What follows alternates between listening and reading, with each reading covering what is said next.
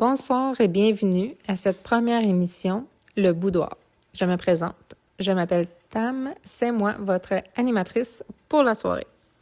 Ce soir, avec nous, nous avons 5 invités en studio. Je vous les présente sans plus tarder. Jonathan Grenier ou Joe Patatsky, DG des Avalanches et de l'Armada. Joe a 1185 parties de jouer dans le World of Chell. Il est le meneur pour le plus de points et le plus de buts dans sa saison avec la LCHQ, avec 115 points et 72 buts en 18 parties. Bonsoir, Joe. Salut, Tom. Nous avons aussi avec nous un autre DG ce soir, Alex Cadieux. Alex, 23, 45, 43, avec un cumulatif de 541 parties jouées dans le monde de Chell. Ce DG des Prédateurs et des Huskies a une moyenne de 53% de mise en jeu gagnée, qui totalise 86 mises au jeu gagnées. Bienvenue parmi nous, Alex. Bonsoir. Nous avons la chance d'avoir le capitaine de l'Océanique, Alexis Vézina, ou Vaz, 23, en tête de l'équipe de la LHJMQ, qui semble imbattable cette saison dans la Ligue LCHQ, avec 16 victoires. Bonsoir, Vaz. Bonsoir. Parmi mes invités ce soir, nous comptons aussi 2 joueurs de la Ligue, Zach McCann, ou J'aime le mou, de la NHL, et Christo Placide, ou Blackwood, de la LHJMQ. Bonsoir, Zach. Bonsoir. Et bonsoir, Blackwood. Bonjour. Ce soir, nous allons faire la lumière sur ce qui s'est passé dans la Ligue LCHQ depuis le début de cette saison.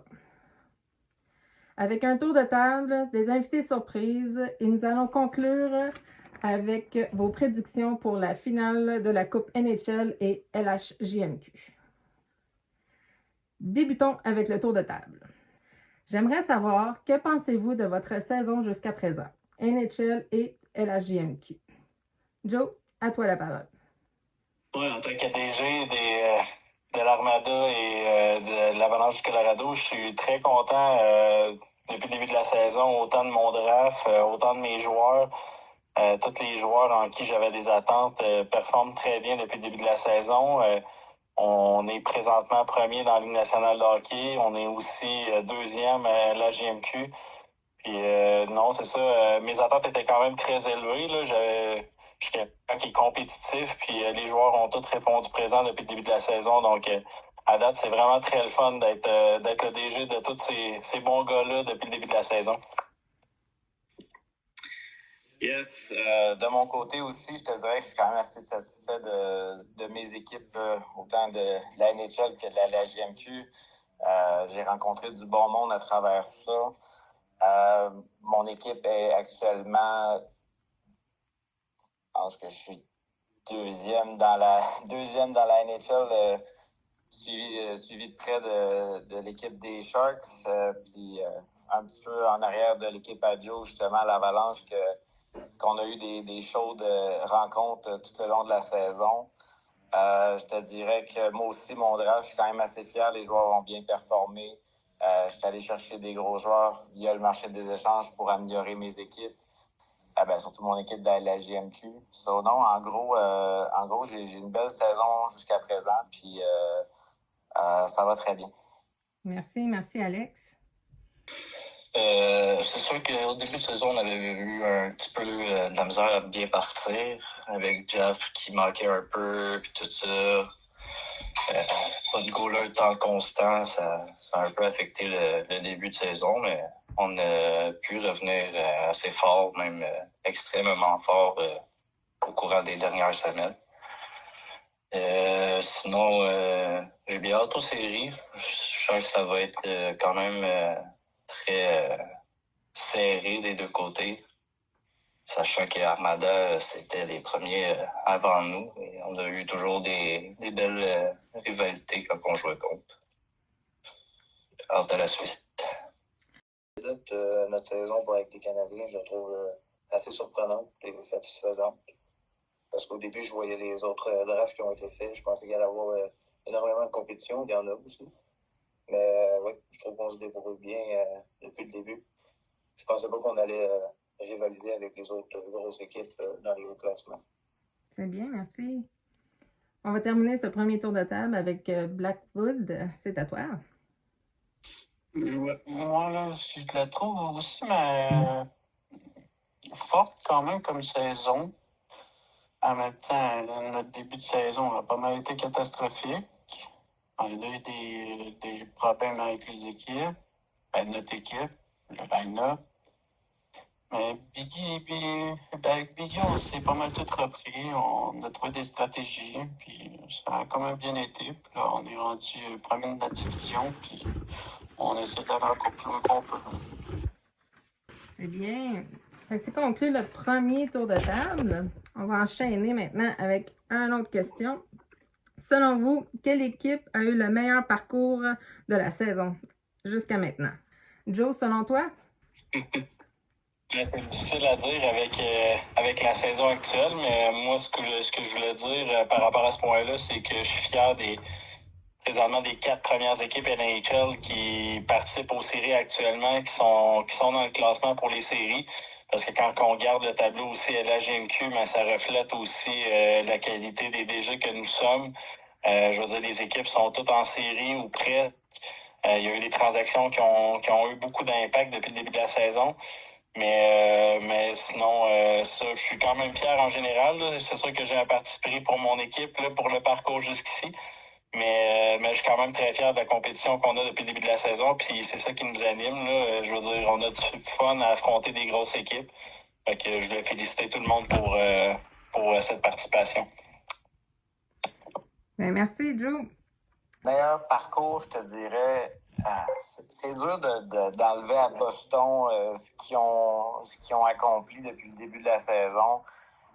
Même, je me souviens, on avait joué contre Boston pré-saison, on les avait battus. Après ça, ils ont quand même dominé depuis le début de la saison. Ils ont mis les joueurs à la bonne place. Je pense que ça a vraiment... ça leur a vraiment permis d'avoir un beau parcours. Moi, je donne le crédit à Nate et son équipe pour cette saison, pour avoir eu un très beau parcours. C'est un très bon point de vue. Val, j'aimerais savoir ce que tu en penses, toi aussi. Moi, je dirais, niveau NHL, Boston, je suis pas mal d'accord avec ce qu'Alex a dit. Là. Ils sont très constants, ont placé leurs joueurs aux bonnes places, puis ont démarqué qu'ils avaient leur place en série. La GMQ, je dirais Armada ou Océanique, qui est mon équipe. Là. On a sorti des gros jeux et on a toujours su faire face à toutes circonstances.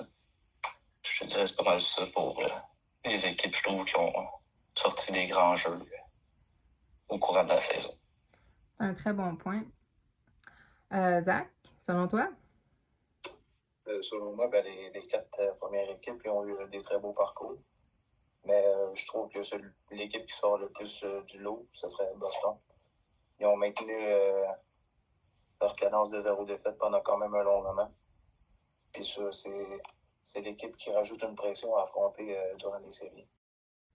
Moi, je dirais pas mal Armada, les Tigres, Rimouski puis Boston. Parce que c'est des équipes qui sont tellement fortes, qui donnent leur meilleure stratégie, qui sont dures à essayer de gagner, mais on essaie de donner le meilleur qu'on peut pour essayer de les battre pour qu'on se rende fiers de chacun de nous autres. Là. Alors, on enchaîne. Quelle équipe redoutez-vous le plus d'affronter lors d'un match ultime? Ouais, c'est sûr que les Bruins de Boston sont pas à négliger. Je veux dire, collectivement, sont quand même assez solides. Ils peuvent tirer leur épingle du jeu. Ils ont des très bons gardiens de but aussi. Puis si on parle juste de division, ben les Preds, on va les affronter. Mais à date, c'est toutes des bonnes équipes. C'est toutes des équipes qui sont capables de gagner ou perdre contre les bonnes équipes.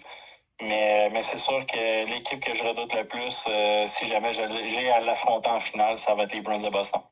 OK. Puis si maintenant tu pouvais parler un peu pour l'Armada, y en aurait-tu une que tu penses l'équipe école aurait plus peur d'affronter au Ben, résultat? c'est sûr que Rimouski, dans notre division, moi je mets Rimouski gagnant de la finale de la LHGMQ, puis de loin, là, je veux dire, avec le move qu'ils ont fait d'aller chercher Vinny Kid, ça a complètement joué en leur faveur. Puis malgré le fait que l'Armada ont un très très gros line-up, je pense que le line-up de Rimouski est très redoutable, là, offensivement, défensivement, un excellent gardien de but. J'espère que mon équipe de l'Armada va être capable de hausser leur niveau de jeu puis de pouvoir les battre en série. Mais c'est sûr que l'équipe que je redoute le plus, c'est Rimouski parce que je pense que ça va être possiblement la finale avant la finale dans la GMQ. C'est bon, c'est des très bons points. Alex? Ben, c'est sûr que je te dirais pour les séries, pour les Huskies, je te dirais qu'avec l'ascension de l'Océanique qui nous a shifté la deuxième place, parce qu'il y a aussi qu'on a eu une soirée la semaine passée assez difficile qui nous a éloigné au niveau du classement. Mais tout est possible encore. On a regardé si c'est encore possible, mais si on a une bonne soirée puis que l'autre équipe en haut de nous autres a une mauvaise soirée, il y a encore une chance de pouvoir se rendre en demi-finale. Puis oui, l'Océanique, c'est sûr que ça va être l'équipe à battre. Mais on ne sait jamais ce qui peut se passer. Des fois, les joueurs peuvent avoir une mauvaise soirée. Puis ça peut changer la donne. Mais en série, moi, je donne ça à l'Océanique. D'accord. Puis pour les Prédateurs, quelle équipe est-ce que vous redoutez le plus d'affronter? C'est sûr que je te dirais que l'Avalanche, je pense que c'est l'équipe qu'on aime le plus affronter. Puis qu'on redoute aussi le plus en même temps parce que c'est nos rivaux directs, puis c'est eux qui vont faire la différence si on passe plus loin pour aller affronter Boston. En ce moment, je te dirais que c'est l'Avalanche. Je dirais le premier tour des séries va faire pas mal peur parce que je te dirais, Armada, on a toujours eu un peu de misère à jouer contre eux. C'est du bon niveau de hockey, fait que ça nous forçait vraiment à impliquer notre jeu et plus jouer de notre façon et plus faire de mise en échec vu que leur jeu est quand même assez rapide. Sinon, NHL, je dirais, je suis quand même très impressionné pour qu'est-ce que Sharks a fait, là, malgré tous les hauts et bas qu'il y a eu. L'esprit du club est toujours très bon, puis il n'y a pas de mal à ça, whatever. Je vois qu'ils veulent juste jouer pour jouer, avoir du fun le reste de la saison. Très le fun à voir. Zach, pour toi, en tant que joueur, c'est quelle équipe que tu redoutes le plus d'affronter dans un match ultime? Si au cas du moment présent, je dirais l'Avalanche du Colorado. Parce que ça fait pas longtemps qu'ils ont fait une grosse acquisition avec Chul dans les buts. Puis selon moi, quand la synergie va se forger, l'équipe sera très compliquée à percer. Donc si ça l'anime que je l'affronterai en Avalanche, ce serait un match compliqué. Un bon point de vue. Blackwood, pour toi, comme gardien de but dans la LHJMQ, c'est quelle équipe que tu redoutes? Je redoute pas mal sur Armada puis les Tigres parce que c'est pas mal les deux seules équipes que j'ai de la misère à suivre. Parce que leurs jeux sont tellement rapides que mon cerveau, genre, il frise tellement que c'est rapide. Je sais pas comment ils font, puis j'espère devenir meilleur pendant les séries pour rencontrer eux autres. Passer à une autre question. Quelle équipe possède le meilleur jeu d'équipe, autant offensif que défensif? Fait qu'on va changer ça un petit peu. On va commencer avec Blackwood. On commence avec toi. Je dirais Boston puis Armada encore. Parce qu'effectivement, leurs deux jeux sont pas mal offensifs et autant défensifs. Ils bloquent pas mal toutes les tirs puis ils jouent bien en avant aussi. Zach, on va y aller avec toi.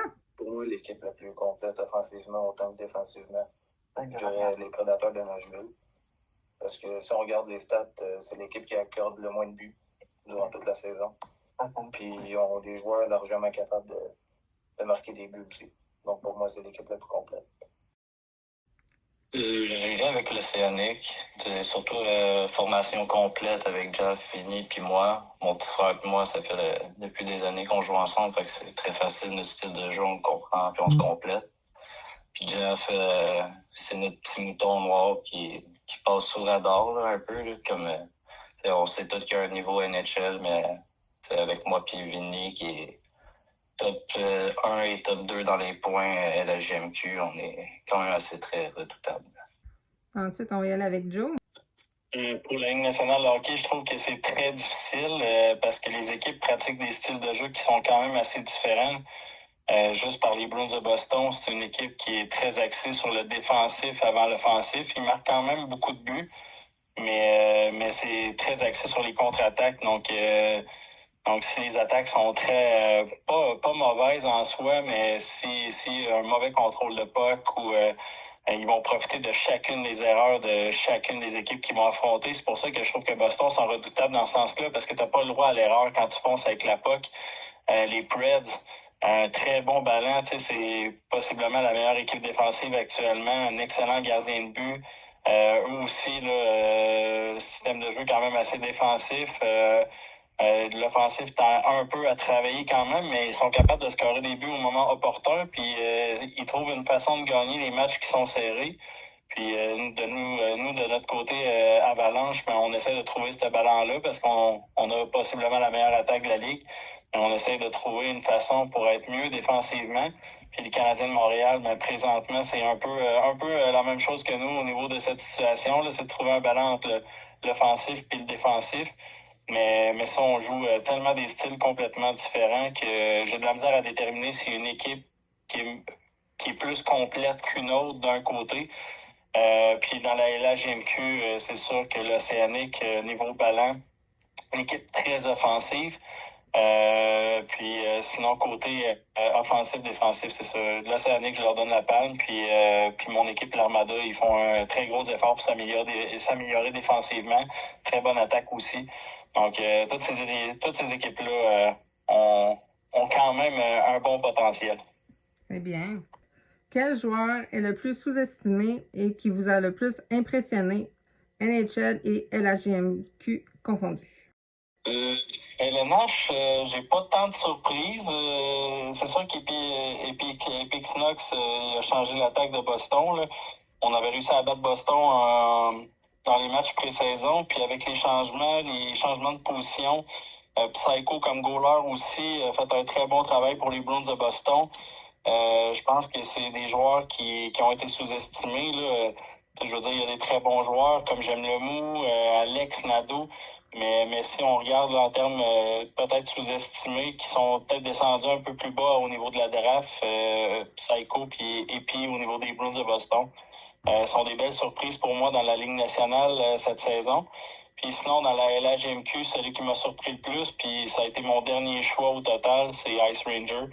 Il est passé complètement sous la loupe de toutes les équipes de la Ligue nationale de hockey, puis je pense qu'il a le calibre pour jouer NHL en plus. Donc, pour moi, c'est ma plus grosse surprise. Là. Je connais pas tous les joueurs à 100% de la LHGMQ, mais c'est un joueur qui m'a grandement surpris. C'est le leader de mon équipe aussi. Donc, c'est pas mal ça pour mes surprises cette année. Très bien, très intéressant. Moi, du côté, mettons, de la LHJMQ, ce qui m'a surpris, je te dirais, le gardien Elite Cobra qu'on a vu gauler contre une équipe en match des étoiles contre l'Association de l'Est de la NHL. Puis je te dirais que honnêtement, j'ai regardé la game puis j'ai dit que ce gars-là, il pourrait jouer en haut. Au début, je pensais pas qu'il y avait ce calibre-là pour jouer en haut, mettons qu'il serait possible de jouer en haut. Lui, c'est un gardien qui m'a beaucoup surpris. Je te dirais qu'un petit peu dans la même lignée que Joe aussi, Ice Ranger, on ne le connaissait pas non plus. Lui avec, il y a eu des belles surprises. Même chose pour Azilex, que j'étais allé chercher via le balotage. Aussi un autre joueur que, d'après moi, pourrait avoir le calibre de jouer dans la NHL. Sinon, du côté de la NHL, on pensait tous que Nate et son draft avec Lil Psycho et Epinox, c'était tel que tel, mais je te dirais qu'ils les ont mis à la bonne place puis ils ont causé beaucoup de surprises à bien des équipes en remportant beaucoup de matchs d'affilée. Je pense que ça a fait que les sceptiques ont changé un petit peu leur fusil d'épaule par rapport à ça. Clairement, je dirais Ice Ranger, je le connaissais vraiment pas. J'aime le move un peu aussi. Très, très bon style de jeu, là, two-way, puis parle beaucoup. Je suis pas tant surpris niveau Vinny Kid, malgré qu'il ait changé avec nous puis tout ça. Toujours un gros talent. Jav aussi, malgré qu'il est pas souvent là ou vice-versa. Elite Cobra m'a sorti des méga games de feu. Je m'attendais pas à ce qu'il me sorte autant de games avec un aussi bas rendement niveau de but. C'est sûr qu'on joue très bien en équipe et tout ça, mais agréablement sorti du lot face à tout ça. Sinon, NHL, Nate DeGray, je trouvais qu'il en avait perdu un peu au début, mais il a bien sorti son jeu ces derniers temps. Là. Sinon, ce serait pas mal ça. Du côté de la GMQ, pour moi, c'est aussi sans doute Elite Cobra dans les buts. Juste durant la finale des matchs d'étoiles, il nous a maintenus pas mal durant tout le match. Il m'a bien surpris. Sinon, côté NHL, pour moi, c'est Pinox aussi. Il est sorti troisième choix du quatrième tour dans un pub école et il finit avec la meilleure moyenne de points par match dans la NHL. Lui aussi, je le trouve assez surprenant. Une grande surprise. Moi, je dirais X-Men, Glomo puis Icewinger, parce que X-Men puis Icewinger, j'ai pas mal joué avec eux autres dans le temps. Ils sont pas mal, ils se complètent pas mal les deux. Puis Glomo aussi, il a un bon style de jeu que j'aime bien puis que je suis capable de suivre, que je joue avec. Puis c'est pas mal ça. Selon vous, quel joueur a le plus d'impact sur son équipe depuis le début de la saison et pourquoi? NHL ou LHJMQ? Puis on va commencer ça avec Joe. Oui, niveau Ligue nationale de hockey, j'ai deux joueurs. J'ai pas juste un joueur, mais j'ai deux joueurs en particulier. Trois joueurs même. Je suis généreux aujourd'hui. Mon premier, c'est J'aime le mot avec le Canadien de Montréal. Je pense que côté offensif-défensif, c'est un attaquant qui est assez complet.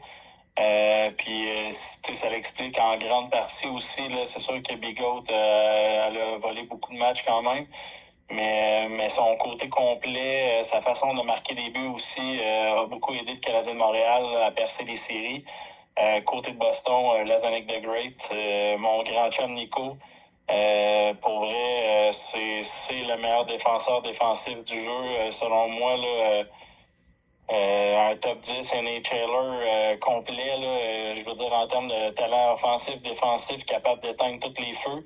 Puis sinon, Christopher Nadeau avec les Preds, c'est tous des joueurs que j'adore affronter à un contre un. Puis Nadeau, son côté défensif, capable de développer des jeux, bonne communication aussi.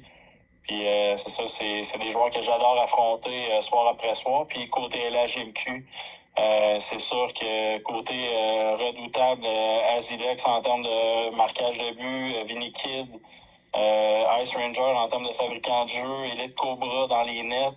Puis il y a du calibre dans la LHGMQ, là, on se mentira pas. Il y a beaucoup de joueurs qui ont passé sous le radar là, cette saison, qui risquent de pas sortir LHGMQ. Mais pour vrai, on est chanceux, on a une ligue qui est bien balancée puis avec beaucoup de calibre. Donc c'est tout à notre honneur, là. Ben, c'est sûr que Lazanik, tu peux pas passer à côté, c'est le corps arrière de l'équipe de Boston. Puis je pense que Lazanik rend tout le monde meilleur à Boston. Puis j'ai joué avec, tu sais, hors ligue. Puis honnêtement, tu sais, ce gars-là, tellement dur il est très peu prévisible. Puis tu sais, il va ouvrir le jeu comme pas un. Honnêtement, pour son équipe, je te dirais là, que ça passe beaucoup. Je dis pas que ça passe tout par lui, là, mais je te dirais qu'ils sont vraiment chanceux de l'avoir repêché. Puis ça m'étonne qu'il soit sorti aussi tard après coup, mettons, après les 7 semaines qu'on a passées. On voit vraiment que Lazanik, c'est vraiment un top 3 d'un first pick au repêchage. Puis j'ai bien hâte de voir où il va sortir la saison prochaine. Puis toi, Val, selon toi, c'est quel joueur qui a le plus d'impact? Je dirais Jaff. Son niveau de jeu est juste vraiment malade. Là. Il comprend beaucoup le style de jeu, peu importe t'es qui. Chaque remplaçant qu'on a pu avoir, puis qui était là pour prendre il était tout le temps là sans devoir parler ou vice-versa. Tu savais déjà où est-ce qu'il allait être ou Il a un bon style de two-way, là. Un niveau NHL assurément. Très dommage qu'il ait passé sous le radar. Il aurait pu changer beaucoup la donne dans bien des équipes. En NHL, je suis pas mal sûr. Vinny Kidd aussi, il faut pas le sous-estimer. Il peut créer des opportunités en attaque comme bon lui semble. Elite Cobra aussi peut sortir des belles grosses games. Sinon, Blackwood aussi. Bigot. Tous des bons noyaux pour partir une bonne lignée là, avec des joueurs ou vice-versa. Moi aussi, j'avais 2 joueurs à nommer. J'avais Joe Patatski à l'Avalanche. C'est leur score. Il y a la moitié de début de leur équipe. Donc pour moi, c'est sans doute un gros impact pour leur équipe offensivement. Et j'avais aussi à nommer Lazanik, sans doute. C'est un pilier, c'est pas mal le meilleur joueur de la Ligue défensivement, selon moi. Et c'est un joueur absolument beau dans son équipe pour rivaliser les grandes équipes. C'est des bons points. Puis Blackwood. Moi, je nommerais mon meilleur chum qui est Poisquissé, qui est très doué, honnêtement, en échappé, parce qu'il contrôle très bien à pas, il suit très bien les jeux des autres. Puis l'autre personne que je nommerais, ce serait Alex Cadieux, qui est bon aussi en avant, qui fait peur, comme Price. Puis faut qu'on fasse attention à ces deux-là, comme le mot puis l'équipe de Boston aussi. Ouais, j'avoue, Price, comme tu dis, là, je me souviens, j'ai joué contre Joe la semaine passée, puis malheureusement, il y a eu une déconnexion, puis il fallait que j'envoie un gars pour prendre le tir de pénalité, puis j'ai envoyé Price. C'est un des meilleurs joueurs, scoreur naturel. Je te dirais, après le but qu'il a fait, à cause de la déconnexion, puis t'en parleras à Joe, là, mais ils ont perdu le momentum de la game, puis ça a juste continué de même, parce que les autres, ils dominaient au départ. Puis après ça, après le but que Price a fait en échappé, mais en tir de pénalité, ça a juste été la débandade après ça. Puis, comme je te dis, Price, c'est vraiment un joueur en tir de pénalité qui est indispensable à une équipe. Puis surtout en 3, tu as beaucoup de pénalités. C'est quand même un avantage à avoir dans une équipe d'avoir un joueur aussi talentueux en 1 contre 1 contre le gardien. C'est bon. Mais comme en même temps, Price, ça fait quand même plusieurs NHL que je joue très souvent avec, donc je sais comment il joue. Il est pas mal, il faut qu'on le surveille parce qu'en échappé, il est quelque chose. C'est un de ses points forts, justement. C'est bon, ça, tous ces points de vue-là, c'est intéressant, j'aime ça. Pour la prochaine question, on va débuter avec Blackwood. Quel gardien trouvez-vous le plus redoutable? Je dirais que c'est Brown, parce que depuis le début de la saison, il suit vraiment le jeu des autres. En même temps, il a une bonne défensive, donc en même temps, ça l'aide beaucoup. Il est pas mauvais. Il faut qu'on le surveille aussi. Il sort un jeu vraiment exceptionnel. Là. À chaque fois qu'on joue contre lui, on a souvent de la misère à botter les premières périodes puis tout ça. C'est sûr que sinon, je le donne à Elite aussi. Il sort des très gros jeux, des gros saves clés qui nous tiennent dans le match puis qui nous redonnent du momentum. Moi, je pense que je nommerais ma DG Hugo. Elle nous a sauvé quand même énormément de matchs. Et, je trouve qu'elle a été très solide cette saison. Niveau de la GMQ, j'ai pas vu tous les matchs, mais je dirais sans doute Elite Cobra, selon moi, il a sauvé aussi. Il a été très solide et sauvé certains matchs aussi importants. J'avoue que c'est pas parce qu'il est dans mon équipe, mais c'est un gardien que je suis allé chercher ailleurs parce que honnêtement, mon Shady, je le voulais. C'est un ancien coéquipier justement de moi puis Joe qu'on a gagné la coupe de la QHLV la saison passée. Shady peut voler des games à lui tout seul. Quand ça va pas en avant, Shady est tout le temps là pour nous faire rire en arrière. Puis des saves qu'il fait des fois, là, c'est impossible qu'il va l'arrêter. Puis honnêtement, c'est un très bon coéquipier. Puis honnêtement, moi, je pense que je suis allé le chercher justement pour pas l'affronter. Vraiment, mon gardien, Shady. Le gardien le plus redoutable, je donne le point à Alex. Shady trouve une façon de faire des arrêts, de conserver son équipe dans le match. Puis, tu sais, on s'est affronté plusieurs fois contre les Preds, puis en temps en attaque, en chance de qualité pure. Puis, tu sais, j'étais un marqueur naturel aussi. Puis, Shady, c'est le goaler qui me donne le plus de mal de tête, juste par toutes les façons qu'il a de faire des arrêts. Je sais pas si c'est son build ou quoi que ce soit, mais quand que la game est serrée, il faut réussir à scorer le premier but. Puis une fois qu'on a réussi à scorer le premier but, là, on peut avoir une chance de le percer. Mais encore là, tant aussi longtemps que ce premier but-là n'est pas arrivé, et ça joue dans la tête de toutes les équipes. Sinon l'autre gardien de but là, que dernièrement j'ai eu de la difficulté dans d'autres ligues, mais que j'ai été chercher, c'est Chill. Je pense qu'il n'y a pas aucun goaler qui a mangé autant de garnottes que ce goaler-là dans la ligue.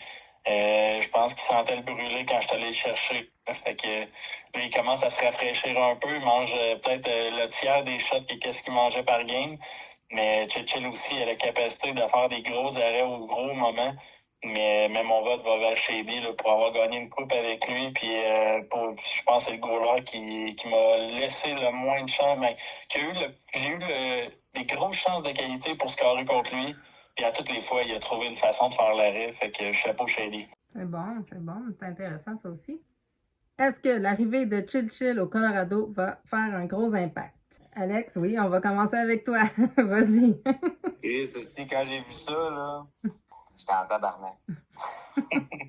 Invite-toi de J'étais cœur. comme, je me suis dit, yes, on a une chance contre le Colorado, ça va bien. Puis je suis content parce qu'on a gagné contre eux autres avec Chill au dernier match, même si je te dirais que mentalement, je pense que j'ai pas gagné cette game-là. Mais on l'a gagné pareil. C'est ça qui compte au bout de la soirée. L'arrivée de Chill avec le Colorado, ça va jouer beaucoup sur les séries à venir qui commencent sous peu. Ça va vraiment être un bon duel bien équilibré au niveau des gardiens de but, au niveau la meilleure attaque va affronter la meilleure défensive de la ligue.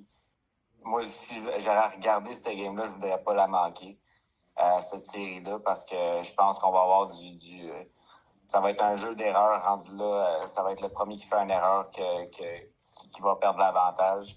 Puis honnêtement, j'ai bien hâte de faire cette soirée-là qui s'en vient bientôt.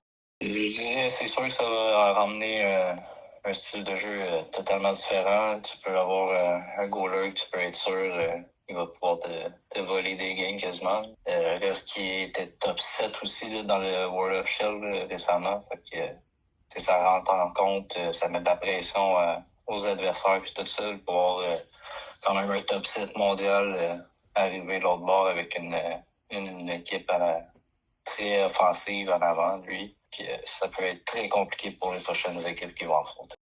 Oui, je pense que Chill va rajouter une coche plus haute. Guy a fait une excellente saison, mais Chill va rajouter son aspect de constance. Donc, depuis son arrivée, je pense que c'est une très belle acquisition pour leur série.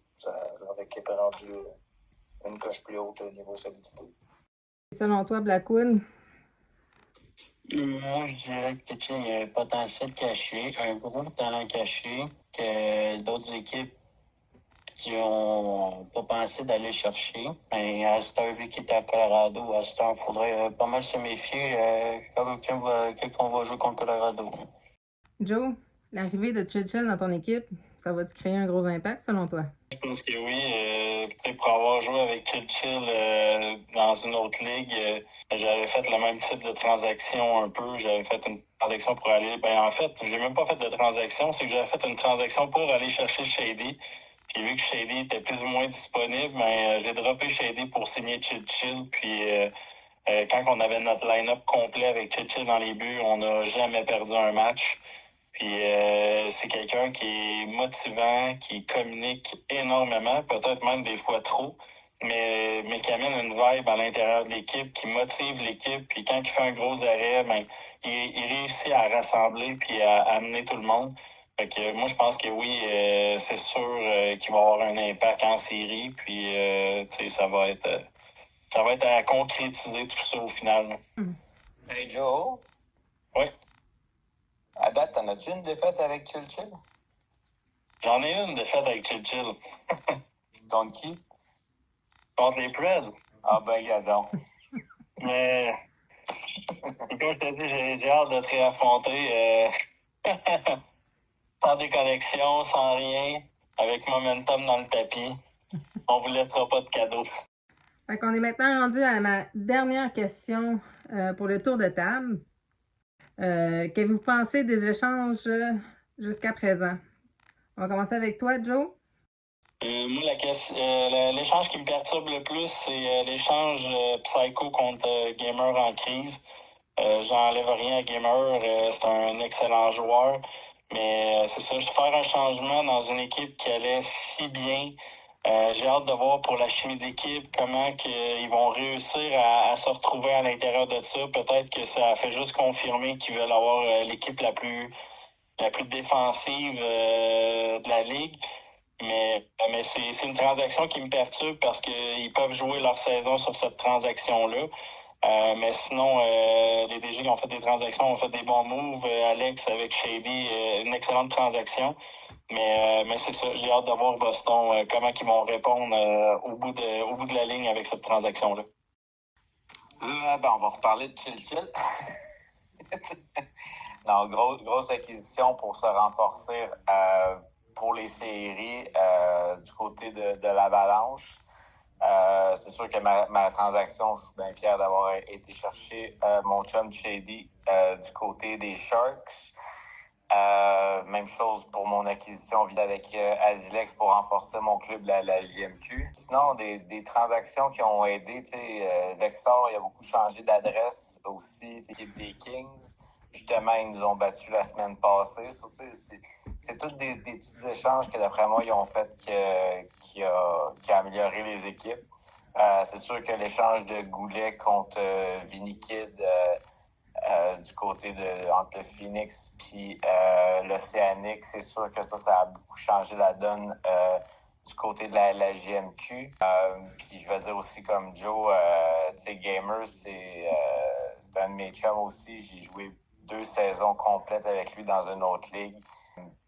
C'est sûr que ce joueur-là peut faire une différence.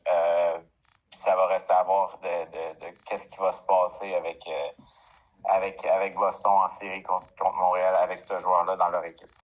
Je dirais que c'est pas mal ça. Alex a pas mal déjà tout dit ce qu'il avait à dire. Je suis très content pour Vinikid qui vient me rejoindre avec moi. Sinon, du bon mouvement pour renforcer les équipes. C'est pas mal bon. Plusieurs échanges intéressants, mais je trouve que ça a été plus intéressant du côté des gardiens. Comme par exemple Shady. C'est une belle acquisition. Elle était peut-être coûteuse, mais je pense pas que ce soit du négatif pour les séries. Sinon, l'échange avec Chill. Joe a fait un très bon move. Puis eux aussi, ça va renforcer énormément leurs équipes pour les séries. Sinon, ce sera ça. Oui, je dirais l'acquisition de Rich au rempart depuis le départ de soccer. Rich est arrivé dans l'équipe avec une très bonne lucidité défensive qu'on avait vachement besoin. Puis il a embarqué très vite dans la chimie de Biggie puis Morancy, puis ça m'a donné un petit peu beaucoup moins de stress que je jouais dans les nets.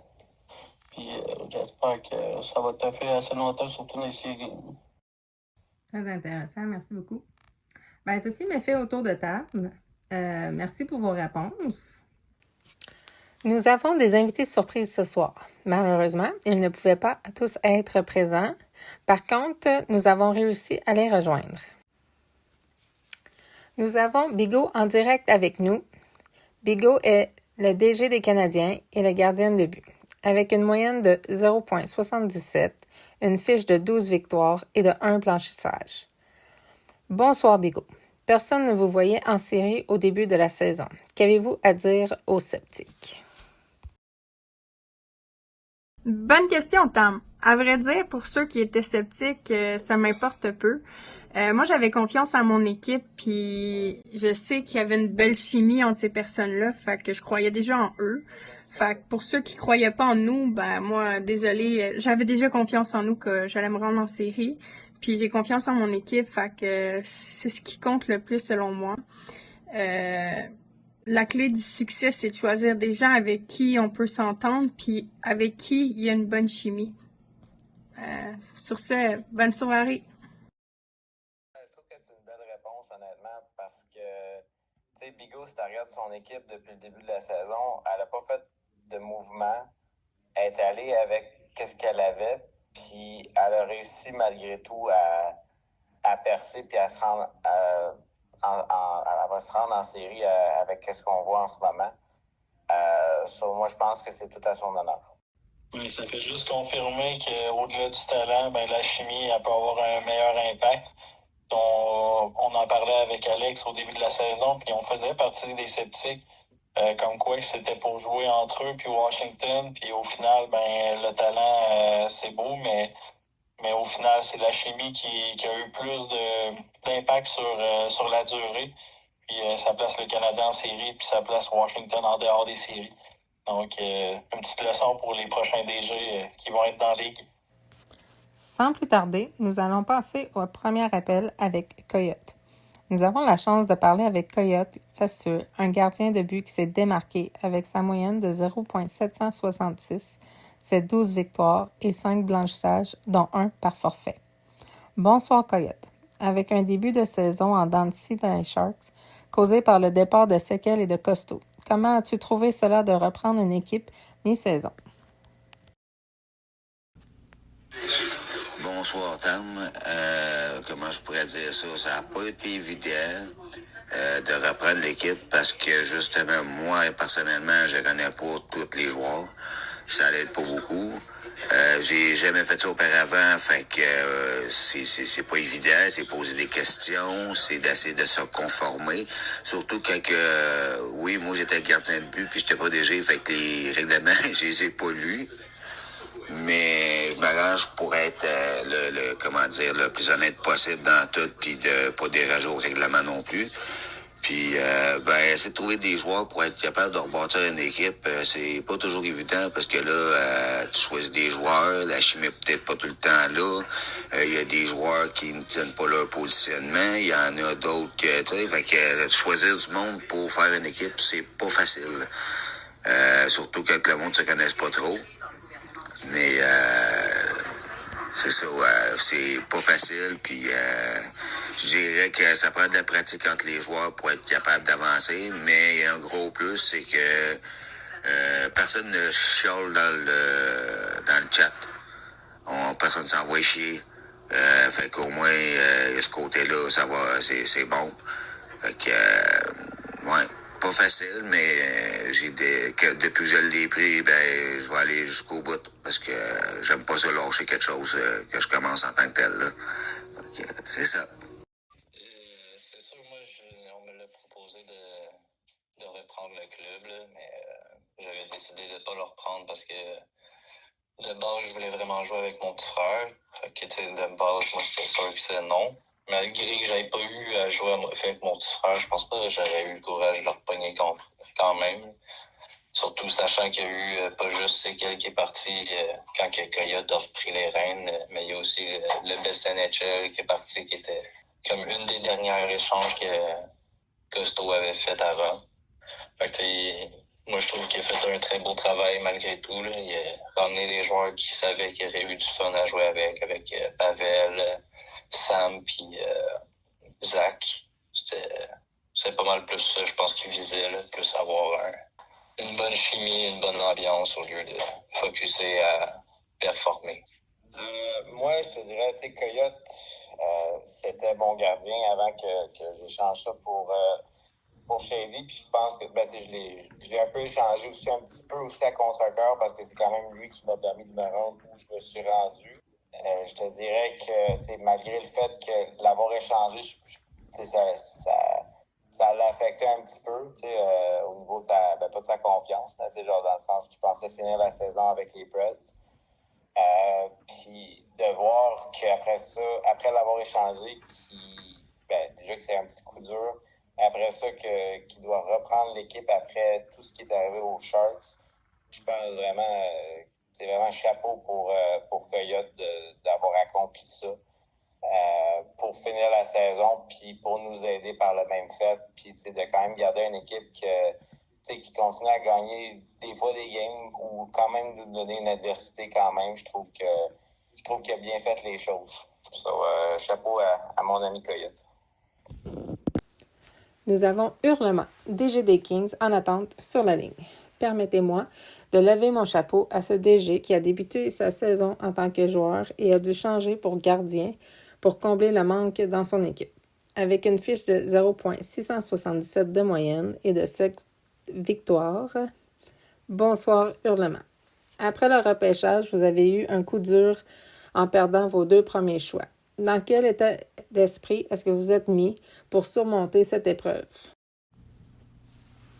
Ouais, c'est une bonne question, Tam. Je peux te dire que j'étais pas heureux, mais je me suis pas laissé abattre, puis j'ai essayé de reconstruire du mieux que je pouvais. Je demandais à mes joueurs si je voulais tel ou tel joueur, quand je voulais trouver une chimie entre eux.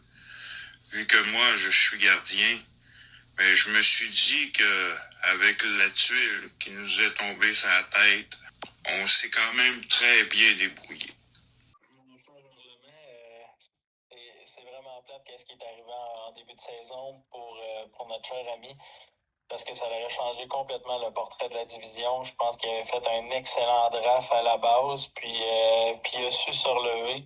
Puis, tu sais, jamais on a entendu un commentaire négatif de la part de Hurlement. Puis sûrement que la première semaine, il a dû rager intérieurement, puis d'être vraiment déçu des circonstances, mais pour vrai, chapeau, puis de ne même pas finir dernier, puis de se battre encore, même dans les dernières semaines.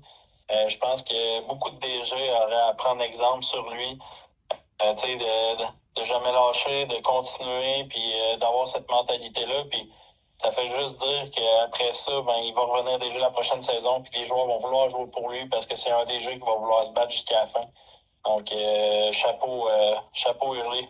Ouais, je trouve ça dommage ce qui est arrivé aussi. Il a fait un bon draft, c'est pas de sa faute ce qui est arrivé.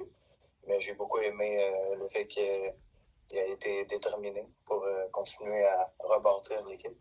Il a quand même réussi. L'équipe n'est pas mauvaise en ce moment. Ils ont fait 3 victoires de national. Mais ouais, si son draft aurait arrivé comme il a fait, l'Ouest aurait été très compétitif avec toutes ces belles équipes-là. Nous avons la chance d'avoir Nate the Great sur la ligne. Nate qui est DG des Bruins et a un cumulatif de 88 points avec 54 passes. Bonsoir Nate. Après la défaite de 8-6 face aux Canadiens lors du dernier match, comment comptez-vous rebondir contre Montréal sachant que vous vous affrontez lors du premier tour dans les séries éliminatoires? C'est une très bonne question, ça, Tam. Moi, je crois que notre défaite, c'est pas dû aux Canadiens qui se sont adaptés au jeu des Bruins. C'est vraiment que défensivement, nous n'étions pas là, ce match-là. L'ambiance aussi. Je sais pas pourquoi, mais pendant ce match-là, l'ambiance a pris une tournure un peu plate, mettons, si je peux dire ça comme ça. Mais ouais, non, c'est ça. Sinon, offensivement, non plus, on n'a pas fait les meilleurs jeux qu'on a fait. On joue pas mal mieux nos premières games, mais contre Montréal, je sais pas pourquoi ça marchait pas. Mais je ne crois pas que c'est parce que Montréal se sont adaptés au jeu des Blues. Je dirais que, disons, contre Boston, pour commencer, contre Colorado, ça a été pas mal l'enfer, parce qu'on a de la misère à s'installer partout. Ensuite, contre Boston, ça a été pas mal tough pour moi aussi, parce que je me suis pas mal habitué dans le club école. Mais quand Boston commençait à amener de plus en plus pour on s'alignait vers la fin de la game, je commençais à perdre espoir, mais grâce à KQS puis à Jim Lemoux, ils m'ont redonné en confiance, puis j'ai essayé de trouver des stratégies comment essayer de les jouer à défensive, puis ça a réussi à fonctionner, puis je suis fier d'avoir gagné contre Boston. Moi, je suis quand même d'accord avec Nate. Oui, on s'est un peu habitué à leur jeu, mais ils semblaient quand même déstabilisés avec... il n'y avait pas leur line-up de base avec Equinox au centre, leur formule gagnante. Donc, c'est sûr que ça ne marchait pas. Puis, je pense que c'était plus une question synergie que talent. Parce qu'il y avait quand même un très beau line-up. Puis c'est pour ça qu'on a vu l'échange, selon moi, Gamer en crise contre Psycho. C'était pour sûrement essayer de remettre la synergie en place à 100%. Êtes-vous un peu d'accord avec ce que Nate dit, que quand le moral puis l'ambiance n'est pas là, ça défait votre momentum de votre game, puis dans ce cas-là, vous faites quoi?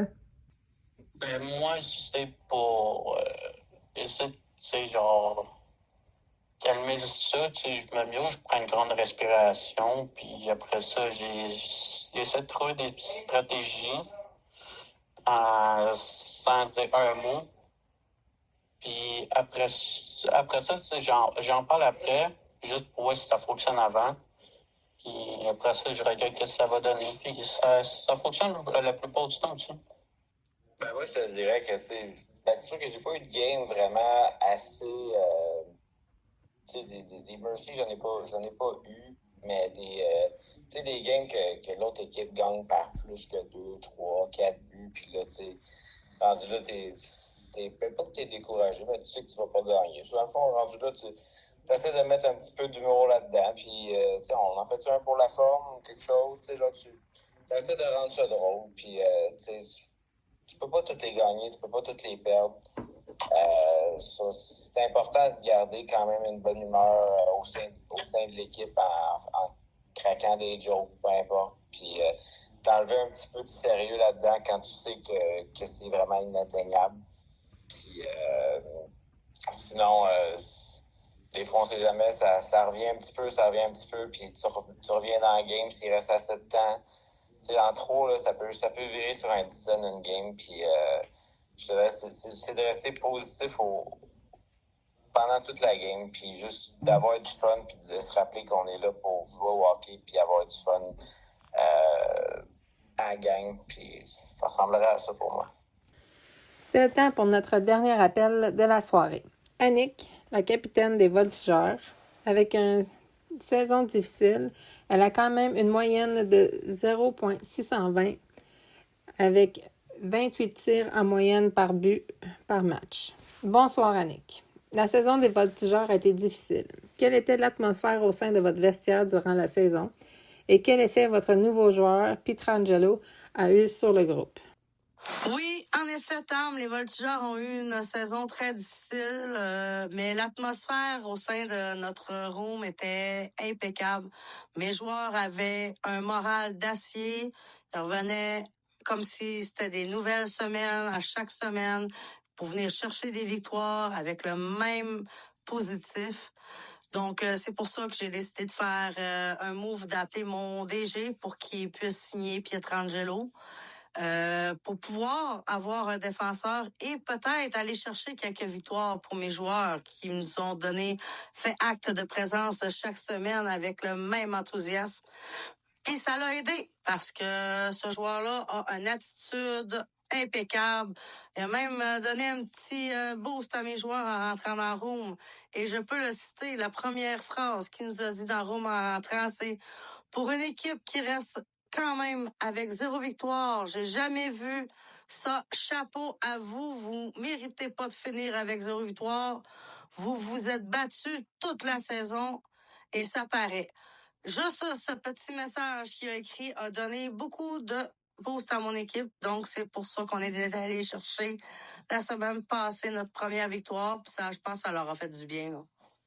Pour Annick, gros chapeau. Là, malgré que des défaites depuis le début, une seule victoire, ça peut affecter n'importe quelle personne. C'est juste très fatigant d'avoir tout le temps des défaites. Mais malgré tout, ils ont gardé quand même un très gros sens de compétition puis tout ça. Puis ils ont toujours voulu se battre pour au moins montrer qu'ils étaient là puis qu'ils n'allaient pas se laisser abattre si facilement que ça non plus.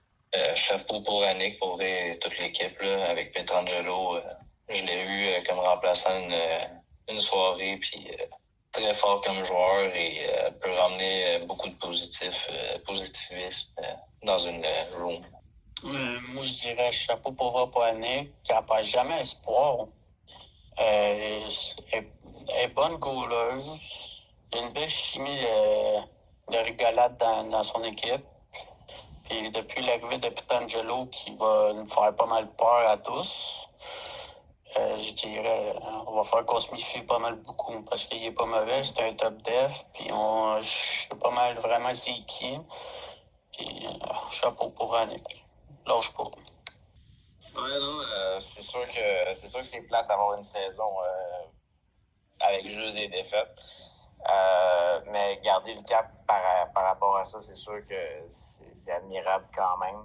Puis je te dirais que l'arrivée de Pietrangelo, moi qui a rien à faire de mes vendredis soirs, qui regarde les Twitch de la JMQ, tu sais, je regarde des fois 2-3 parties en même temps avec une bière dans les mains. Puis je regardais la game Voltigeur, je me sais plus contre qui jouait.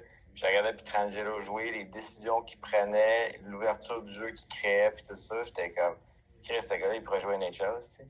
Qu'est-ce qu'il calisse là, tu sais. Puis là, j'ai vu la victoire qu'ils ont eue contre les Saguenayens. J'étais bien contente pour mon ami Yannick d'avoir été arraché une victoire. Puis c'est ça. J'ai bien hâte de voir aussi Pietrangelo performer la saison prochaine. À nos invités spéciaux pour la soirée. J'aimerais me concentrer maintenant sur nos invités présents avec nous ce soir.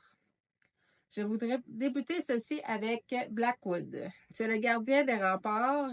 Tu as une belle fiche de 0,646 de moyenne avec 11 victoires. Ce n'est pas rien. Bonsoir, Blackwood. Bonsoir. Comment trouves-tu le calibre de jeu dans la LHJMQ et pourquoi cette division a-t-elle sa place? Mon calibre, je pourrais peut-être faire mieux largement. Puis le calibre pourrait, ça fait bien aussi. Le calibre, il est quand même quelque chose aussi, honnêtement. On passe maintenant à Zach, qui se promène beaucoup comparé d'autres joueurs entre la NHL et la LHJMQ, qui est quand même troisième au classement des meneurs en frais de points dans la NHL avec 98 points et deuxième en frais de but avec 50 buts à date cette saison. Comment ça va, Zach? Ça va bien. Oui, selon toi, allons-nous avoir une saison 2 avec plus de parité au sein des équipes? Je pense que oui. Il y a beaucoup de joueurs qui étaient méconnus par les DG. C'est normal, il y avait quand même un grand nombre de joueurs qui se sont retrouvés dans la LHJMQ qui ferait la NHL assez facilement haut la main. Et il y a aussi plusieurs nouveaux DG et capitaines qui seront sélectionnés minutieusement par l'équipe de gestion. Donc oui, selon moi, il y aura plus de parité au sein des équipes. Ensuite, nous avons Vaz, capitaine de l'Océanique. Bonsoir, Vaz. Bonsoir. Ton équipe est en premier au classement avec 21 parties jouées, 16 victoires, 32 points. Quel est votre plan de match pour continuer cette belle lancée? On va continuer d'imposer notre jeu. Ça, c'est sûr que notre départ de première période est tout le temps assez imposant. Là. On implique notre jeu rapide et tout ça. Fait que je pense qu'on va continuer sur la même lancée. Garder un style de jeu pareil pour bien avancer. Alors, on va continuer ça avec Alex. Avec une finale possible près d'Avalanche et le classement serré depuis le début de la saison, qu'est-ce qui ferait la différence dans la confrontation ultime? Ben, si Joe n'est pas là, ça pourrait aider. Mais non, je te dirais que, comme j'ai dit plus tôt, je te dirais, tu sais, c'est la meilleure offensive contre la meilleure défensive. Ça va être vraiment ça va être lui qui va commettre l'erreur en premier, qui va faire perdre le momentum à l'autre équipe. Puis ça va être de vraiment performer au meilleur de ce qu'on est capable de chaque côté. Puis d'après moi, les meilleurs vont être les meilleurs. C'est ça qui va se passer, d'après moi, pour la série possible à venir. Et notre dernier invité de la soirée, et non le moindre, Joe. Comment vas-tu? Ça va bien, toi, Tom? Ça va bien, merci. Les Prédateurs vous ont arraché 2 victoires en 3 matchs. Comment pensez-vous vaincre cette équipe qui semble être votre bête noire? Je pense que la principale bête noire de l'Avalanche depuis le début de la saison, c'est l'Avalanche eux-mêmes. On a la meilleure équipe au niveau contrôle offensif de toute la ligue et de loin. Puis comme je dis aux gars depuis le début de la saison, c'est pas tant notre jeu défensif qui fait défaut, c'est nos revirements. Vu qu'on passe énormément de temps en zone adverse, comme Alex a dit, c'est un jeu d'erreurs. Puis c'est de limiter les grosses erreurs qui vont avoir un impact sur la game. Fait que si on réussit à limiter les erreurs puis qu'on prend les bonnes décisions au bon moment, je pense que tout peut virer de notre côté, mais depuis le début de la saison, c'est un peu ça qui joue contre nous. On laisse des chances de qualité par nos erreurs. Donc, c'est de souhaiter qu'on minimise les erreurs. Puis, je pense que toutes les bonnes choses peuvent arriver. Je pense que, comme Alex a dit, les meilleurs joueurs vont être les meilleurs joueurs. Puis, les gardiens vont avoir un rôle important dans ces matchs-là par les occasions de marquer. Donc, ça va être une finale d'association très intéressante. C'est bien, merci. Merci à tout le monde de votre implication et pour votre temps. Et en terminant, j'aimerais vos prédictions. Les deux équipes qui s'affronteront en finale NHL et LHJMQ. Joe?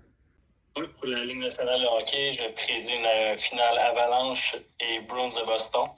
Et dans la Ligue junior majeure du Québec, ça va jouer, la finale va être entre l'Armada et l'Océanique de Rimouski. Merci. Alex? Je te dirais que, dans la NHL, c'est, d'après moi, j'espère une finale. Prédateur, même si j'aime les underdogs, je te dirais, j'aimerais ça une finale Prédateur canadien avec, moi je trouve que le Canadien cette année, c'est un petit peu l'équipe Cendrillon. J'espère qu'ils se rendront en finale. Puis j'aimerais bien ça jouer en finale contre mon chum, j'aime le mot. Puis sinon, pour la JMQ, c'est sûr que Océanique, c'est sûr que d'après moi, du côté de l'Ouest, ça va y aller. Puis du côté de l'Est, je dirais Victoriaville ou non, Victoriaville, Océanique, j'aimerais bien ça voir ça aussi. D'accord, merci. Vaz, c'est à toi. Je dirais pour la LHJMQ, Armada, Océanique, ça va être très, très solide à avoir. Sinon, NHL, je dirais, Preds ont des bonnes chances. Boston, Avalanche, Canadien peut surprendre aussi. Si t'en avais deux à nommer. Prédateur canadien. D'accord, merci. Zach, c'est à toi. Je vais y aller avec ce que j'ai vu au cours de la saison. Pour NHL, je dirais l'Avalanche contre Boston.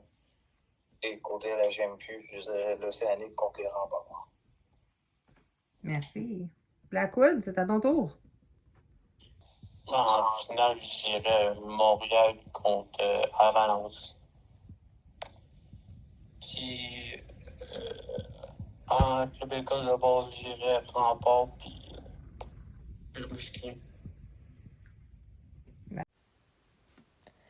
Ceci conclut notre première émission. Merci à tous d'avoir été présents. Je vous dis au revoir et à la prochaine. C'était Tam en direct dans le boudoir.